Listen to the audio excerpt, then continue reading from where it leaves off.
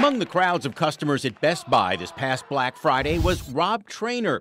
The next day, he decided to return a couple of computer items. The first transaction got a warning, so the next return was obviously denied, and he couldn't do anything else about it.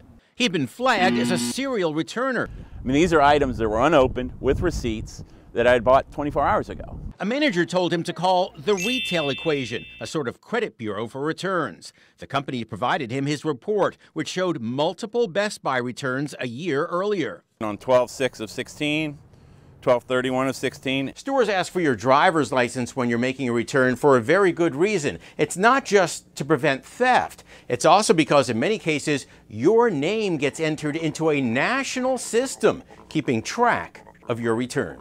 The Retail Equation collects the data. While the company won't name clients, a USA Today investigation says they include Best Buy, Home Depot, JCPenney, Victoria's Secret, Nike, Bath & Body Works, and Sephora.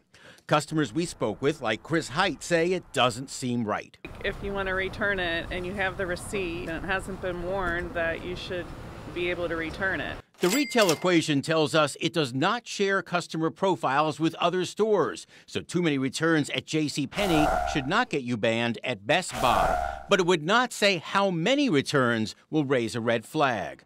Consumer advocates warn, just be careful with returns everywhere. I think that stores are starting to crack down on that type of returns. Fashion blogger Megan Fenno says she limits her clothing returns, so she's not branded a serial returner. She says you can avoid returns by trying the clothes on in the store and maybe even bringing along another pair of shoes if you want to see how a certain pair of pants go with shoes.